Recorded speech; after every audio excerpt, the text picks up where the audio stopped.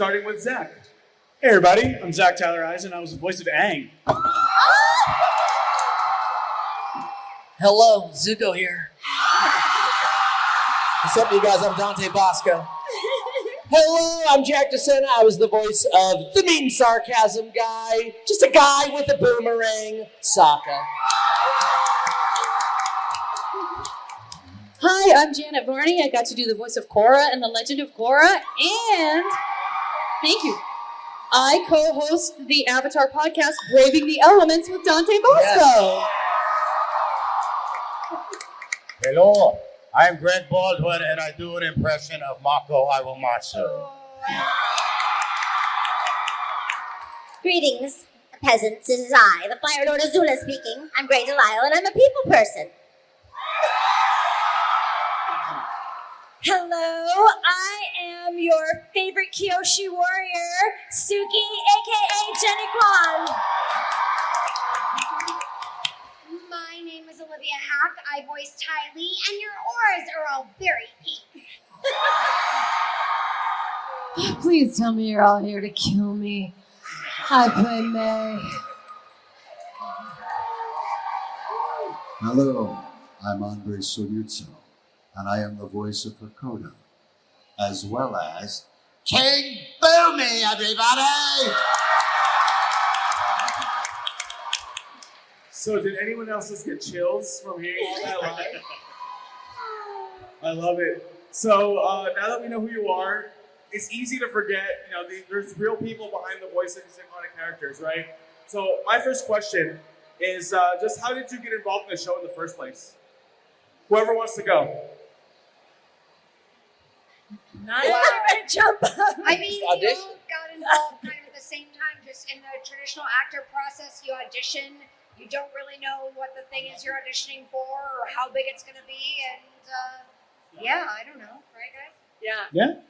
I was the fourth person cast as Aang, I believe. There were a few before me that didn't work out. That's right. That was the most untraditional thing, I guess. But otherwise, yeah, audition process, same thing. There's so many stage moms like shaking their kid after that, like, why didn't you do it better? What did you do? You could have been Aang. Anyway, sorry. Only AZULA's mother. But yeah, anyway. That's awesome. So, very quick, I'm just going to address this Sky Bison in the room. There is a new show coming called Seven Havens. Yes. Right? We're going to ask one question about that show. And then I don't want to hear it. All right? I get one. Because there's these things called NDAs. Non-disclosure agreements. All right? Which means whether or not they're involved in it, they're not allowed to talk about it. Okay? So, I'm just going to ask, plain and simple, if you were to be in the show, what kind of character would you like to play? Firebender. Yeah? Just like a respectful consumer of cabbages. I don't wreck the cart, I don't make a mess, I'm here for a nice dish, and I'll walk away politely. Greg and I want to be the we want to do the Ember Island players. Yeah, if they ever bring, Netflix show, if they go to Ember Island, we thought we should be the Ember Island players. It would be a great idea, but studio executives, you can always They count on never- them to have the wrong. They'll never go with a great idea. No, not going to happen. I wouldn't mind voicing a villain, though. Yeah, Because villain. villain would be kind of fun. Okay. There we go. That's your one Seven Havens question. No more. If you try to ask, send it back to the line. All right? Oh. Do we agree? We don't want to get anyone in trouble. All right? So I'm protecting them from you. Okay? Thank you, Jimmy. All right. See, I love you guys. All right. So, show of hands, just because you screamed a lot, who has questions of their own? Yeah. Okay. We like What are questions. we here? What does it all mean? What's life? Where do babies come from? Get in line. Get in line. Well, all right. If you have a question, do we have a mic? So you see that gentleman right there, dressed up as Ed from Good Burger? Hi. He's gonna help with the questions, okay? You're gonna tell him your question. He's gonna let you know if it's a cool question to ask, and then you get to ask your question. But before we do that, Mr. Ed, do you have a question?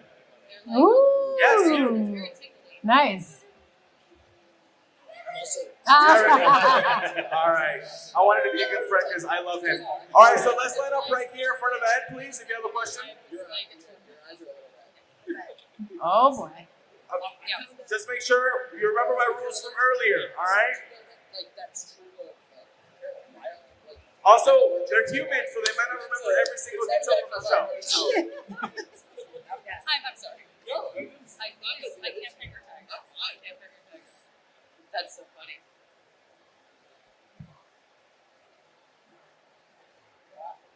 Hi, I'm Karina. What's up, Karina? Hi, Karina. Just a quick, I'm here celebrating my daughter's 15th birthday party. Happy birthday, Happy birthday, But my Happy question birthday. is, I'm currently going to get a turtle duck on me tattoo. So what Let's go. creature from Avatar would you get tattooed if you could or have you? Momo.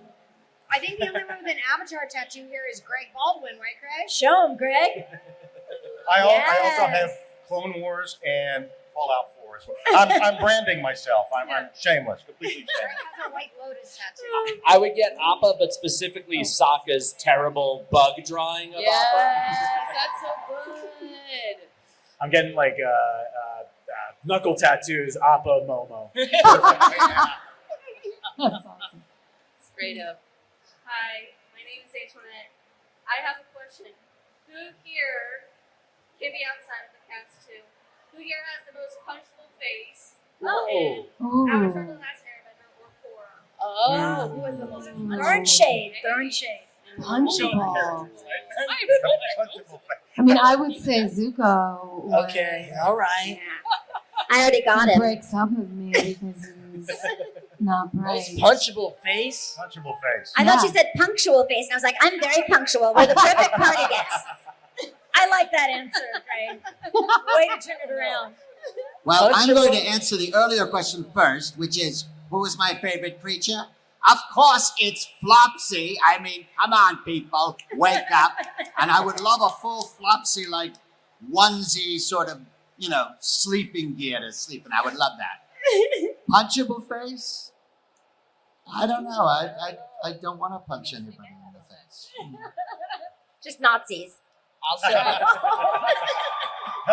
I'll say it's a very handsome face. So mostly not punchable, but there are moments I wanted to knock the thistle right out of Jet's mouth. So, yes.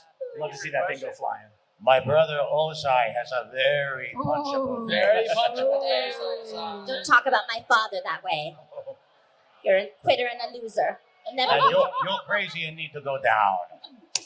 I'm so excited to address all you guys. So my question is, what type of bender would you be in real life, and which sub-element would you want to master? Or are you just good with being a non-bender? Like SOKKA.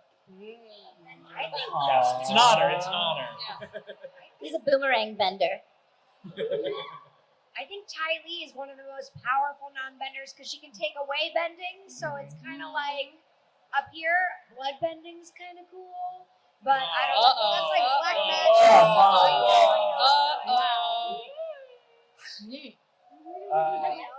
magic. Firebending, of course. Some of us don't have to choose, right, Janet? That's right. Some of us don't. I'm a truth bender. Elbow bender. Thank you.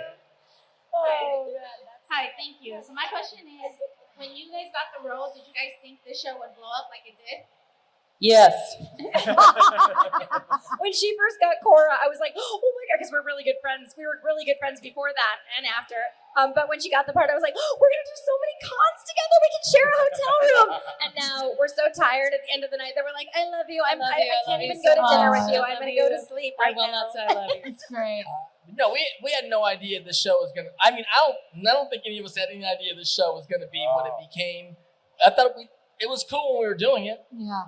Well, and also when you get cast, like some of the things that made the show so special were not immediately clear in a audition or even in like a pilot script. Like you don't know immediately how deep we're gonna get into the world, how serialized the show is gonna be, which was so exceptional for a kid's show at the time. So you don't really know. A lot of the elements that make it special aren't present in that 5 pages of sides. But you go like, this is cool. It's a cool art style. When we saw the pilot, I remember, You're starting to go like, oh, something. You're like something 20 years later. 20 years later. We're going to be at cons. It's going to be crazy. It's gonna be Vegas. People will be screaming. Yeah. The story I always tell is I was at some session when it went on Netflix, and the director's like, "So Jenny, how does it feel to be on the #1 show on Netflix?" I was like, "What are you talking about?" He's like, Avatar, and I was like, "I guess I should post about it." He's like, "They don't need any help." I was like, oh, okay, sorry. And so here we are today, still doing all this kind of fun stuff with you guys. I reused a voice that I've done. I would have to say that when we do a show, I can speak for most actors, you know when you have a good script in front of you. Good writing just pops.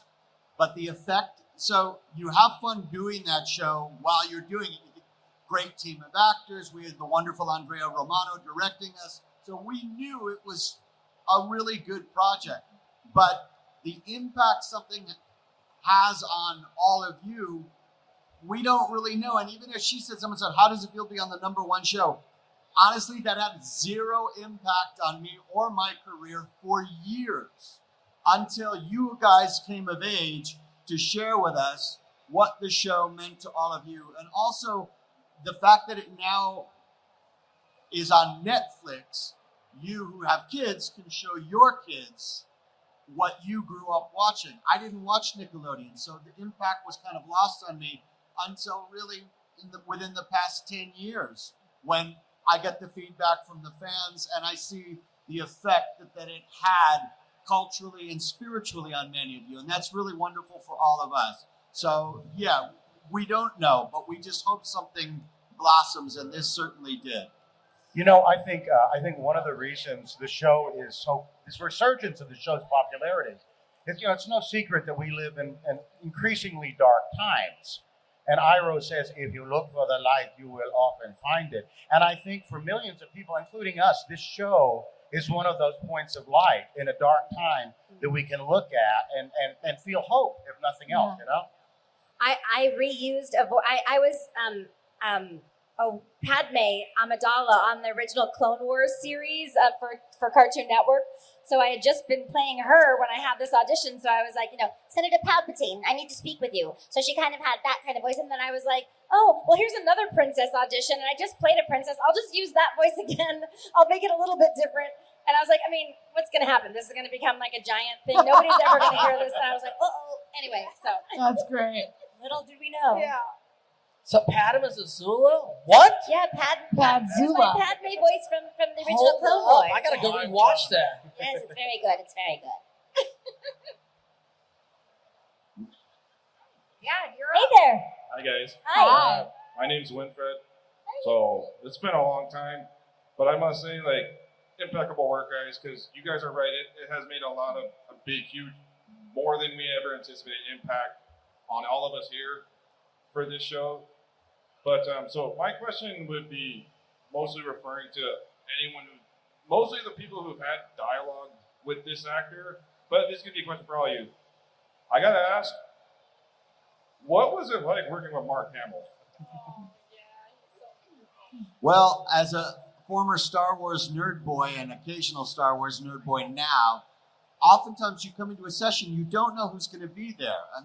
Sometimes I would get the script in advance, but again, I wasn't so in following the whole show all the time that I didn't know who he played or what was going on. So, I just sort of walked into the studio because BUMI isn't with him until the very end of the series.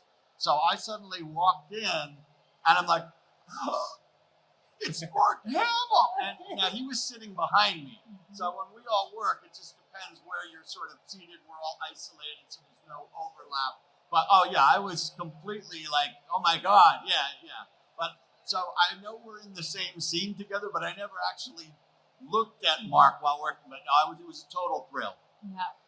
Yeah, when I worked with him, the door opened and mist came through the room, and there was a man in all black, head to toe black, and I was like, in my mind, that's Mark.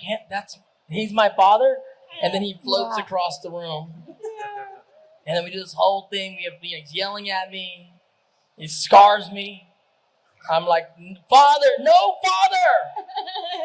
You were the like, whole thing, and then he just, Mark, you're my father. yeah, Mark. and he just kind of floats out of the room on the mist, and it's just a wild experience. That's it. When we got action figures for this show, somebody looked at me and said, Mark, isn't it amazing we're going to be action figures? Can you imagine how cool it's going to be to be an action figure? He was the original I've action done figure. that. Thank you. Thank you so much. Thank you. Cabbage girl, cabbage purse girl. So cute. Okay, so my question for you guys is obviously in Avatar, the Cabbage Man was just a street merchant, constantly getting his produce destroyed by you guys. I'm sorry. So What did he say when he gave Yeah, us the what did line? he say? Cabbages! Thank you. So I was wondering, how do you guys think he went from just being a street merchant to having this huge corporation that rivals future industries in Florida? He's a hustler. Yeah. He's a hustler, that guy. He collected insurance every time he lost his cabbages, so There you go. He That's wanted it. us to Good ruin one. his cabbages. It was an insurance scam. a cabbage racket. Oh my. In the Avatarverse, cabbages are so valued.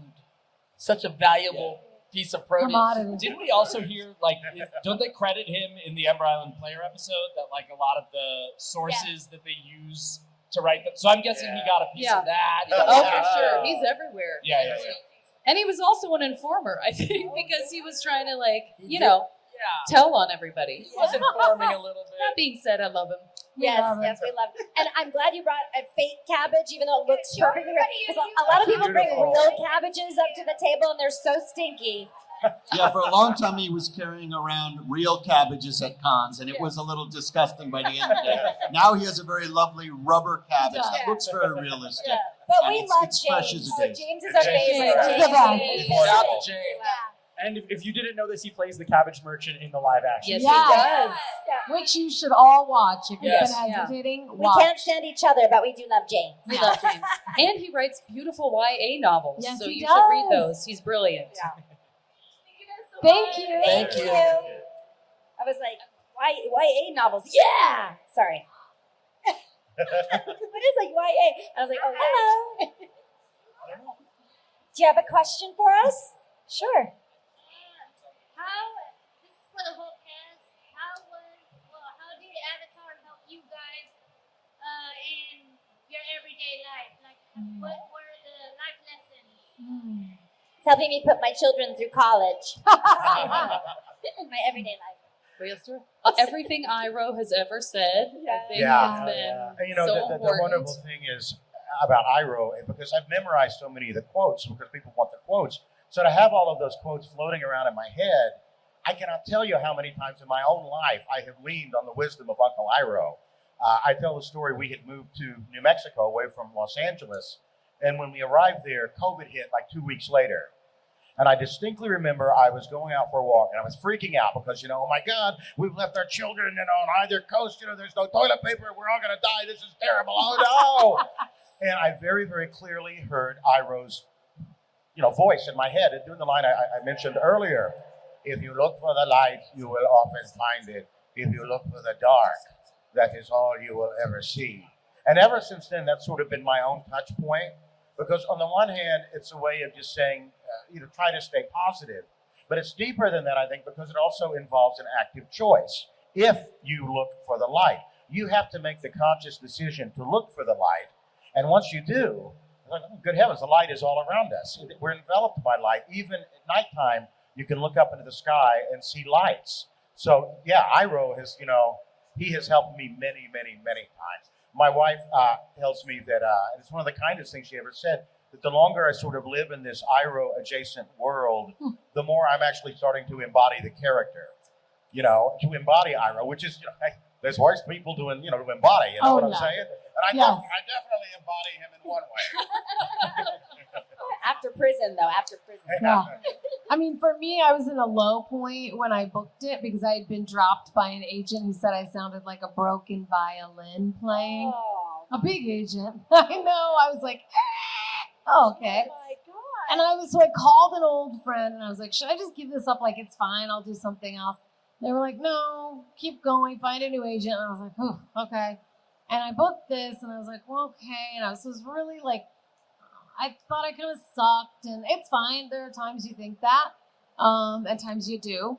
And Andrea was just so encouraging. I was like, okay, I'm just gonna believe what this lady believes, and she looks like she knows something, and that helped. I mean, obviously, I then ended up getting confidence and loving that show and doing other things, but she knew what she was doing, and so that it taught me the life lesson to just, believe in myself in a way, and the weird violin or the raspiness or the things that were a problem for some people were not a problem for her, and so it kind of was okay. Ultimately, the way it's helped me in my everyday life, again, as I said earlier, more recently, in the fact that it's now allowed me to come to more of these conventions to meet all of you.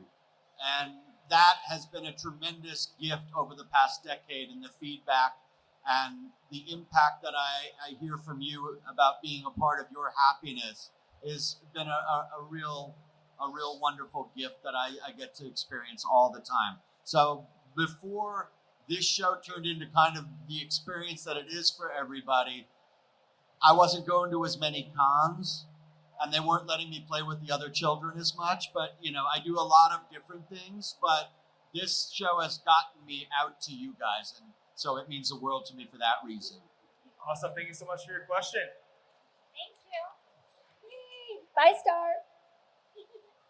Hi. This question is actually directed to Dante. Dante. Whatever. Been following your career since the debut days. Woo! Yes. We actually, my husband and I, we both just What's saw up? Asian Persuasion last week. Oh, cool. Awesome. So if it comes out again, screen you guys must watch. Nice. Awesome movie. So, what do you prefer? Because, you have been on live, movies and anime. Yeah. So do you prefer acting or voice? It's all acting, by the way. I mean, a lot of us do voice acting and on screen and theater, and really, what it comes down to, I think a lot of all actors is really about being a part of a great story. If you have the good fortune in your career to be a part of a great story and have a great character, that's what it's really about. And so, if it comes in films or television or animation or theater, it's just good luck on our part to be a part of it all. So I've been lucky in my life to have a few touchstone characters for certain generations, and so I feel honored. Thank you. Thank you so much for that question. Yes. Oh, Hi, my name is Jen. Hi. you look amazing. Yeah. You too. My question is, if Ba Sing Se, Air Temple, the Water Tribe, and Fire Nation were real places in real life, which place would you like to live in outside of your character right now? Oh, water. Great places in the Fire Nation, you guys. There's so many nice places to visit. Great places. Capital City's awesome. I'm just China letting you South. guys know. Ember Island, Ember of course. Ember Island. Like a vacation in Ember Island is no better place than that. Totally.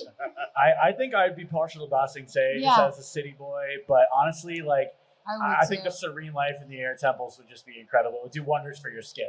I'd go Ba Sing Se. Seems like a great food culture, and Oh, also Yes. Great tea shop. Great and tea shop. there's no war there, which There's is no great. war in Ba Ba Sing Sing Se. Se, which is really cool. And the casinos in Boston. Oh, So- no. Yes. High show. Thank you. Thank Thank you. Thank you. Hello. Thank Hey. you all for Hey, being Ben. here. Thank you. So good to have you. So if air bison were real, A, would you ride one? And B, where would you most want to go? Oh, I would just want to snuggle with him. I don't want to go anywhere. I just definitely want to wanna hang ride out and sleep. It'll be the last airline that doesn't charge you for baggage. Oh, Southwest finally sold their souls. All we have now is air bison. It is funny because you think about it, the air bison, which I love. Appa's definitely amazing. But you're like, would you ride it? You're like, yeah, like think about that for a second. It's terrible. You're just in a basket. You just made me think about it for real. Like when I'm on a horse, I'm like, damn, this horse is crazy. And like there's turbulence, and then also it's just breathing. It's breathing. Different smells. I would ride it, but I'd be like, Appa, like not too high. You know what I'm saying? Just real low. Like low, like Land Cruiser. Can we Land Cruiser the situation? Appa 1 Yip. Appa Yip. 1 Yip. Because Also, like no pressurized cabin. Like no pressure. I mean, you definitely need a fur coater. It's cold you're up getting there. fur in your mouth. No, he keeps you warm. Body warm? Yeah. I guess so. Yeah. But I would say let's keep it low, Appa. Keep it low. Let's keep it low. Just keep it like hovering around the ground. I like Yeah. Naga. I'd ride Naga. Just ground Naga's level's cool. great. Ground level, Ground level's good. fantastic. But since we have this Appa right here, Our first giveaway. Oh, There you go. because I got one yesterday. Oh, that's nice. That was nice So of you. I will. Wow. Can I throw it in the Right crowd? here. Yeah. No, she wants one The right there. crowd. Let that Appa Right fly, there. dang it. Let that Appa fly. Let's go. Congrats. That was amazing. It's like a wedding. Seeing a man jump for Appa. Yeah. Nothing better. he really can fly. That was And he's a teacher. He should give it to his students, Mr. Rose. You know, That's right. you're a good teacher. Yeah. You're not going to give it to It your could be a students. little Let's be gift for honest. when they're good. He teaches 7th grade, and if they're That's so good, cool. They'll Oh, never he's do it. keeping They're not it getting himself. it. That was great, man. Thank you for your service, man. Yeah, honestly. Hey there. Hi, I'm Vanessa. Dante, Jack, we met yesterday. So my question is for you two. What is something you would change or if you could explore more with your characters in the show? Ooh. I don't know. What do you think? I mean, I would have liked to see more SOKKA and ZUKO. I feel Yeah. like there was Yeah. a beautiful relationship there that, Romance, for you know, sure. it was just coming together at the end, so it didn't get explored as fully. I like to see them go out drinking, you know. So you guys feel like you didn't get enough time together? That's rough, buddies. That's right. We had a good date. I mean, I don't know. We were just starting to hit it We're off. just, he gets all the girls, maybe, they go out. You did okay, though. I did all right. Hi, May. I did all right. I wonder what happened to Jen Yes. in Boston, say. That was a good first date. It was a good first date. It was a great first date. I don't know what happened to that girl. He could be like, let's go find her. Yeah. How about group therapy for the two of you guys? Yes. You gotta work out the whole girlfriend A lot thing of in the dads. book. Girlfriend problems, parents problems, parental problems, So yeah, we have some things to work on. Thank you so much. Thank you very much. you.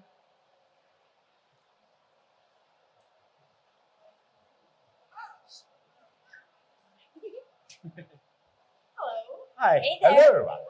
I seen some of you guys yesterday. Yes. So my question to you guys is, if you guys could give any advice to somebody who is beginning voice acting, what advice would you give? Be a celebrity. Okay. Ouch. No, I'm a little bitter. There's a lot of celebrities taking over right now. What I would say is, first of all, take a class.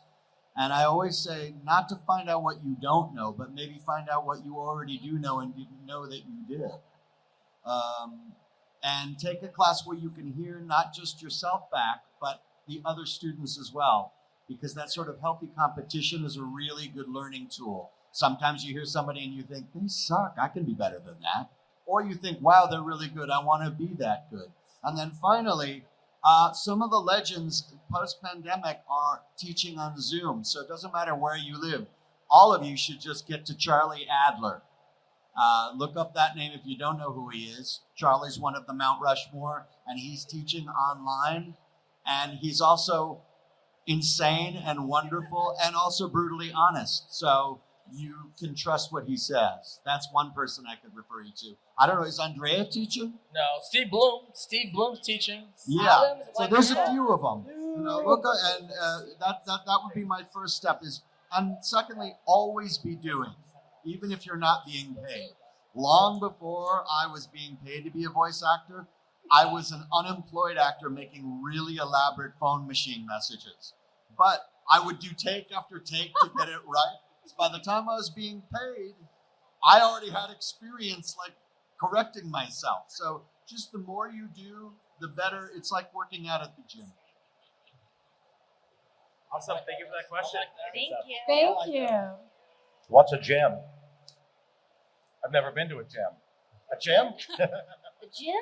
Hello, how are you guys doing? Hey. Hi All there. right, so my question is, I came here in replacement of Stay, my be a wife. little more on mic, buddy. I Hey. came here today in replacement of my wife. She's at work, and all she Aw. wants is for the crew to say hi. So can I take my phone to you guys? Yeah, what's her name? Her name is Cassidy. Oh, I can't Hey, wait. Cassie. All right, here you go. Give us a count. 1, 2, 3, and then Hold we'll... on. 1, 2, 3, go ahead. She has a phone. She's hi. Hello, Cassidy. Hi, Cassie. Your husband's Hello amazing. again, Cassidy. Damn, you He's just won, awesome. dog. You just won with your wife. What you talking about? Thank you guys so much. Woo! Husband of the year right there. That's right. Radio. Wow, Flamio, Hotman, Flamio. Everyone just became a crappy husband because all the wives are like, It's oh, true. see what he did? If Yeah, he wanted see to, what he he would, did. ladies. Yeah, it's true. I just wanted to ask, I've already asked some of you this question already, but what are your guys' favorite songs? Like ever? Ever. I mean, Led Zeppelin, Going to California is my maybe number one of all time. It's not bump and grind. But Oh my God. George Jones. ZUKO, that's our song. How dare you? I like George Jones. He stopped loving her today. Oh, it's a really good one. good, sad. I like Moon River. It's about nothing and it's Oh. about everything. Yes. Genuine My Pony. Oh my God. not a bad song, man. Did Jack say that? No. Oh. Who said that? Zach. Zach, yes. My Zach. pony. Yes. I'll sing it for you later if you're lucky. I'm waiting, yes. Thank you for the question. Favorite song, Janet? Now you asked me that question earlier. I gave you one. I'll give you part 2, which would be same artist, Cat Stevens. If you want to sing out, sing out. Love Cat That's a good one. Stevens. If you wanna Love sing him. out, sing out. Thank you. I love that question. That was fun. And Secret Tunnel. Hi, Janet. Hi, everybody. Hi, Appa. So my question is, if voice acting and acting in general wasn't an option, what would have been your dream job? Well, I went and did it. She's a therapist. Yeah, I got my master's in social work. And for 10 years, I've been a practicing therapist. We love cricket. Azula should have stayed friends with you. Well, I mean, it was the only other thing that I had like a passion for, which was just helping people. And by the way, just being like such a nosy human. I was like, well, what is your husband doing? Like, what's he doing that's annoying you? Why is he doing that? Because he could have slept there. Well, he could have put the pillow on. Well, he should have put the air machine. Like, I was just like so laser focused on solutions for people that it was annoying. But it was great for therapy. And I mean, not everyone needs a solution, right? You just want to process. But learning and doing that, and now it's been 10 years and I'm slowly backing a little away from that and getting a little bit back into creativity, playwriting, doing more voiceover. So that's my dream. Yeah. It's just crazy because I actually do both. I therapy and nails. Because the nail tech is a therapist. It sure is, girl. I hear all their stories. You're a wonderful nail artist. Thank you, Janet. Oh, I have your manicure pack. What? You do? I'll give it to you back at the signing. Yo, I'm gonna have some fierce nails. Yes, if the whole cast could answer, that would be great. Yeah, other dream jobs. And also, will you follow me on Spotify and I'll give you an Azula sticker at my table? It's big, but I'm a songwriter and a singer, and that's my whole other life. So come to my table. You don't have to buy anything. Just follow me on. Just go. I'm following on Spotify, and I'll run you a sticker out. You don't even have to wait in line. Just go, great, Spotify, and I'll run out there. Gray's amazing. Gray is one of those people who just can't stop making art and creating, and she's just a genius. Absolutely. Thank you. I would like to be. I don't know if you've ever heard the story of Daniel Day-Lewis, who just quit act. Well, supposedly he quit recently, but that's not true. We know. He just did quit for a couple of years and went to Florence to learn to make shoes. Like he had everything. Cobbler. We call that an a Italian cobbler. shoemaker. Yeah, so I have the similar fantasy. I would like to become a Neapolitan pastry chef, just for a little while, just to know how to do it. But as a job, I'm sure it's really exhausting, early morning hard work. Avatar But yeah. themed pastries. But I would like to just be so rich and eccentric that I just disappeared to Naples for 3 years to become an expert pastry chef. That sounds wonderful. You know, I think I'd either like to be a TV weatherman our President of the United States of America. Thank God. Yes. IROH 2028. Yeah. Thank you so much for the question. Thank you. That was awesome. It's been proven that anyone can do that. Trivia. Yes, Just wanna trivia. let you know. I'd vote for Ron Burgundy. Hi guys, my name's Christian. Hi. What's up, Christian? My question is open. So when you were filming, are there scenes that you didn't think much of when doing them, but actually became iconic for your character? I remember getting the script for season 3, episode 1, and seeing what we all now know as Flamio Hotman, but being extremely confused as to what it was. I was like, what? Remember getting into the booth and I was talking to Mike and Brian saying, what is Flameo Hotman? Like, what is this? And then once they explained it to me, it made sense. And time has shown that it has become one of Flameo. Actually, it's Flameo Hotman. It's become one of the more iconic lines in the series. Yeah. At least in my opinion. I would say most of the things that are like things that get quoted back, you don't at the time of saying it think you're going to say it for 20 years. There's no but, way. for example, my first girlfriend turned into the moon. That's rough, buddy. Yeah. Like that's just a scene though. You just That's you true. can say it on No the- idea. And there's a moon cosplay over there that's freaking Amazing. amazing. Shout out to Yue. Yes, You Yue. guys, in the house. and Yue's real name is Snow. Yeah. Oh. What? What? Is that the best? Her name is Snow. Thank The you so other much answer for to the that, not connected to Avatar necessarily, but as Gray mentioned earlier, she and I were both in the original Clone Wars micro series, and I was the OG of everybody: Fordo, Typho, Rex, all the droids.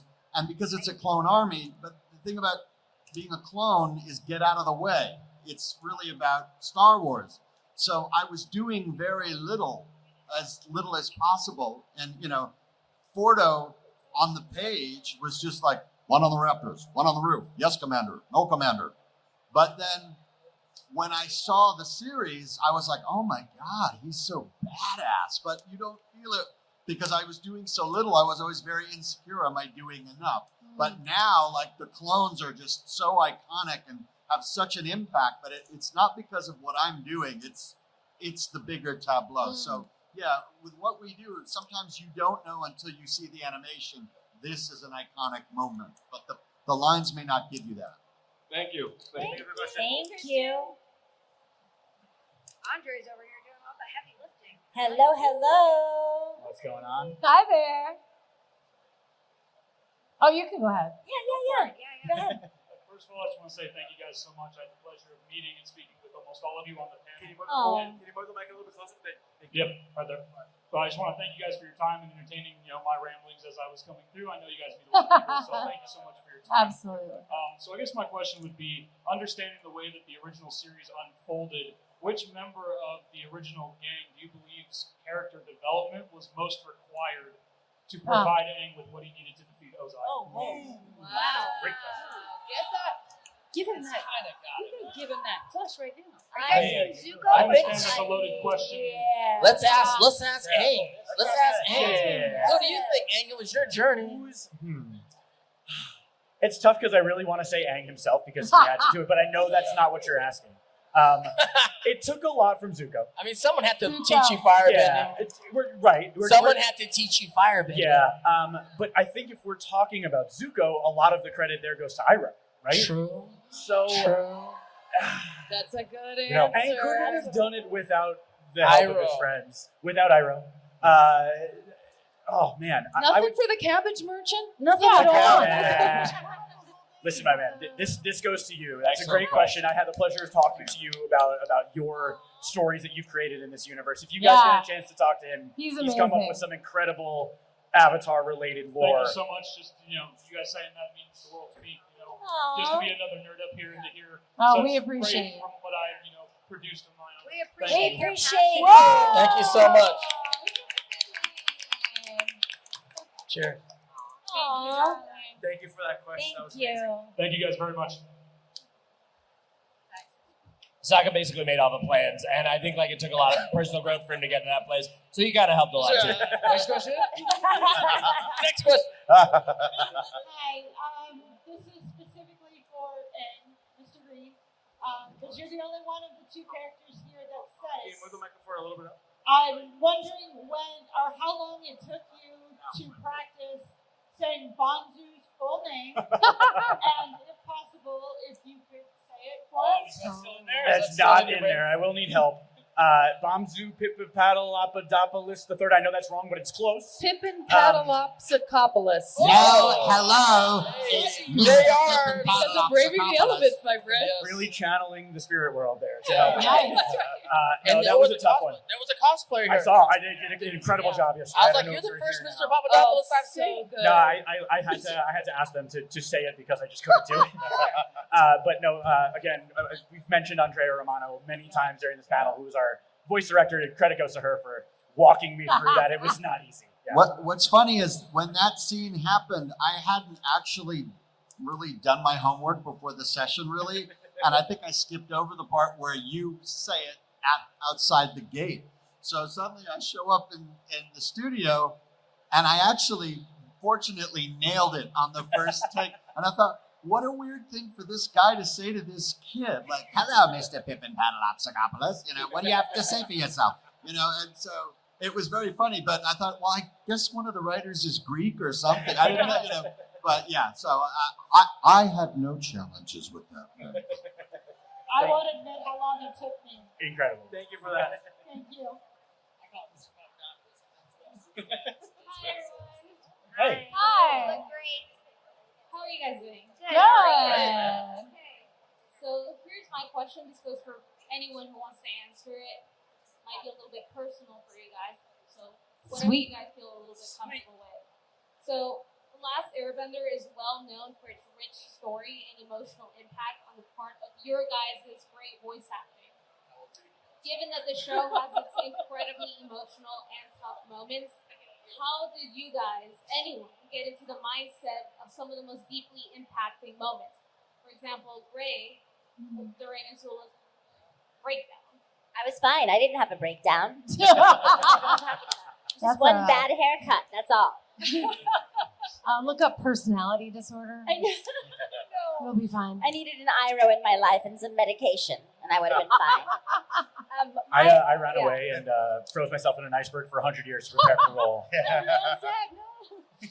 I think we were so lucky because the stories were written so beautifully, and like we've been saying over and over again, the direction that we were given and just how we collaborated or brought our acting to it was we just all recorded together, which makes whenever we every could. scene. And when you're Right. acting with another actor, as opposed to acting alone, it flows so much better, and you can connect so much better and really be in the moment of that. For sure. And the way that they wrote these universal things that humans go through, it just made it easier to jump into these deep subjects without having to really do anything more than we needed to do except tell the story. So we are very, very lucky with that.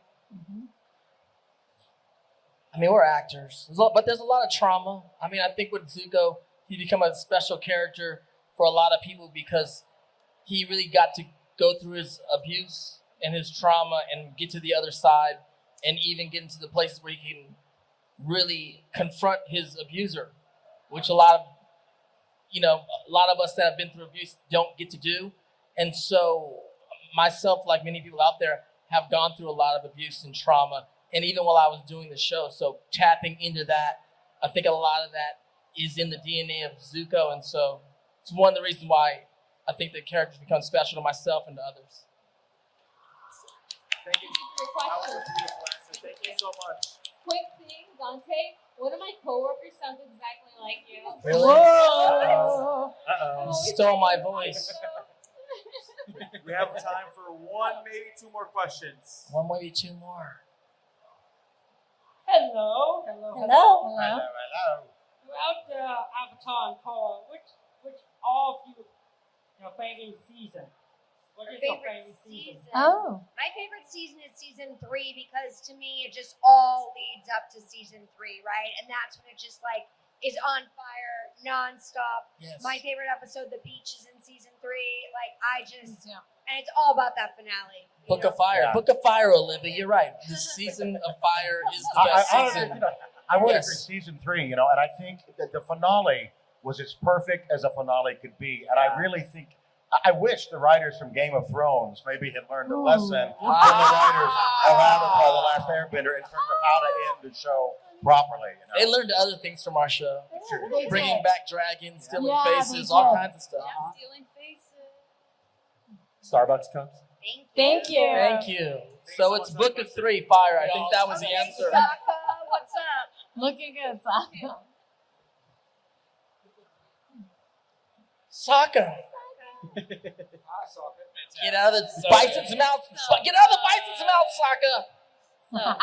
I don't want to be there. He chose this. But I do have a question.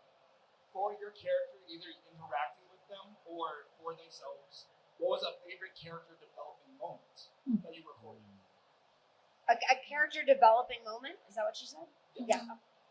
I love Sokka's Master, the episode where he gets his sword. I think that's just a beautiful meditation on the way that we sometimes can't see our own value in the world, and that everyone around him sees what he brings to the table and he has to go off to discover it for himself. I think there's some really beautiful stuff there, and it's a lovely episode. You know, a moment I really like about IROH, because IROH seems to be this kind, old, lovable old man that sits around, just drinking tea and spouting wisdom all day. But in the prison scene, when he becomes ripped IROH, you realize how badass this guy actually is. So I like that. Same episode, by the way. Same episode. Yeah. That's Sokka's Master. Same episode? Dragon Dance. Dragon Dance. Dragon Dance. I understand. I love that clarity. I understand. Big turning point in the show, too. Big turning point. I love that there's a ZUKO alone, a KORRA alone, an AZULA alone, and a SUKI alone. I think that thread running through where you really get to spend time with those characters and understand them and see them go through stuff. I love that thread running through. I love the beach when May can finally just get really angry. You want to know how I feel? Leave me alone. She finally gets mad like that. I like when Tylee finally turns against AZULA because you don't see it coming and she just goes for it, It's unexpected, so that's really fun. And AZULA apologizes to Tylee. She's the only person It's that's ever apologized. That's why I ship Tyzula. I ship Tyzula as well. I don't know if it's necessarily my character development because they got to develop, they got to grow and change. I came in as two crazy grown-ups. Well, Hokoda's not so crazy. But so they were kind of already developed who they were, but probably it would be the scene with Hakoda and Katara on board the ship in the rain is a really, really beautiful father-daughter, the kind of sort of life moment that many fathers wish they could have with their daughter and many daughters wish they could have with their father. So the sort of iconic, classic, archetypal moment of that was one of the most beautiful developments in the story that I got to be a part of. But I didn't necessarily change, but the story does, and that's really wonderful. That was perfect. Thank you. Thank you so much. It looks like that. All right. One more? Last one. Last Has to be question. quick. I'm sorry for Has the to be rest of quick. you, but we will be at our table so you can ask us. Yes, we're all going back to our tables right after this. I am Yes. claiming right now that I am one of, if not the biggest Avatar fans in the world. And our host of the podcast with a trivia question. Go for In the it. Avatar universe, Yes. where does the blue spirit mask originate from? Where does it come from? We know this. Dante, Jenna, come on, It's you're my the mom's theater company. Yes! Whoa! Yes, my boy. And Love Amongst the Dragons. You're awesome.